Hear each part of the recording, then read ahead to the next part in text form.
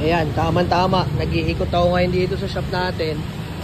Live testing tayo. Walang camera trick, walang putol. Tinanong ni Sir, watermark remover. Kung may pantanggal daw tayo. Ito yung kay Sir. Oh. Sir, ikaw na maghusga. Dapat dito, malinis ang basahan. Yan, dapat malinis ang basahan ninyo. Kita yan naman to, hindi masyadong makapal yan. Sobrang kapal lang. Hindi nabubura. Kita sa camera, Sir? Si Sir tuloy ang cameraman natin. Ito, nabibili to dito sa office natin, sa Lazada, sa Shopee, official store natin, EasyWorks Garage. Pag kayo bibili doon sa mga fake store, yung mga labo-labo lang yung pangalan na letters kaka numbers, mga ano lang yun, fake store, wala talagang item yun. Saka minamahalan nila yung presyo. Dito sa office, meron, daan lang kayo. Kasi natin, medyo madumi na nga lang itong basahan na nadampot ko. Kailangan maganda basahan.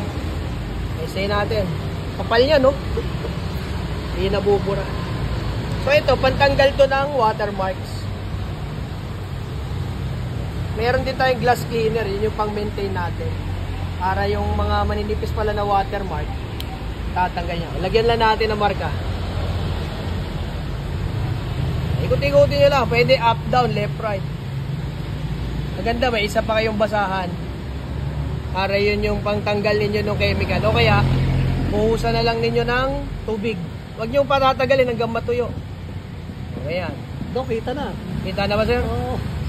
Mabilis lang yun. Punasan nyo ng tuyo o kaya tubig. Ayan. Kitang-kita nyo yung butas niyan.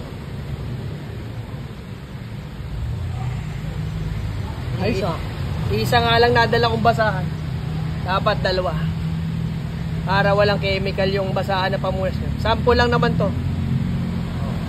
Ayan. Sir, ikaw na humusga, bossing. Yan ang may-ari, nakaharap pa yan. Ito, madumi kasi yung basahan, malangis. Before and after. Sakto. Kita mo, bossing? Oo. Layo eh, no? Malangis yung basahan ko, pero ayan. Before and after. Balik sa original na kintab. Kapal niyan. Ito pa oh. Hindi yan tubig kulan lang na ano, alikabok. Hindi yan nabubura. Ayan. Kita niyo yung kintab.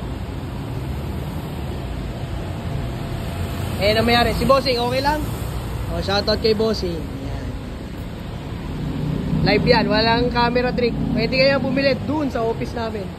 150 lang. Nasa Lazada at Shopee. Thank you. Effective, Bossing? Effective.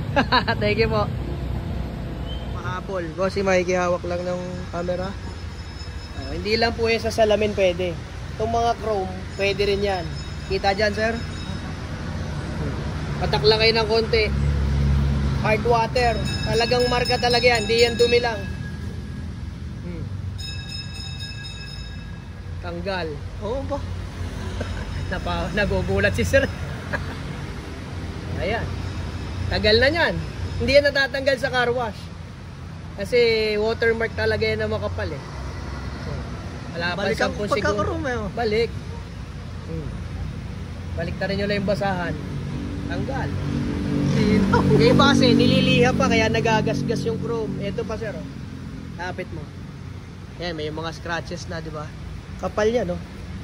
So yung tira-tira na lang. Yun na lang gamitin natin. Hindi na ako magpapatak ng bago.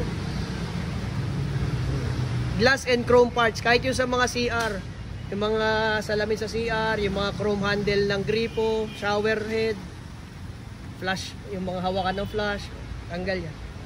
Kung hindi lang naliha, sayang. Balik sana sa pagka-brand nyo kung hindi ito na ano, nagasgas. Oh. Pero yung watermark, tanggal. Ayan.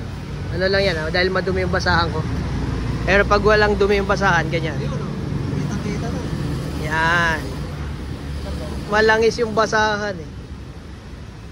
Ayan pa yung kanina. Ganito siya kanina, kalabo. Ito na siya ngayon. Bubuin ko na. At nakakaya naman kay sir. Ay bilog. Inuulit ko lang kasi nakakaya. Baka sabihin ni sir, kagaya tayo sa parkingan, yung binibilugan lang. Tapos mapapabili ka na kasi may marka na eh. Binuo ko na yung salamin. Ayan. Ito before. Kapal yan, no? Kahit punasan mo yan. Ibang iba. Ayos to, pero Ayos, sir. parang pinalit. Segundo lang eh. Segundo lang, wala pa isang minuto. Ayos. Ayos, bossing. Good job, good job. Galing, galing. Convince ba? Convince? Galing, galing. Yes, sir. Salamat po. Baka naman. Baka naman, 150 lang yan sa Lazada at Shopee. Kaya na yan, isang bote, oh. Isang buong kotse, Ayun, magpalit 150. ng salamin, 150. Sir, mahal ang salamin. Thank you, thank you. Thank you.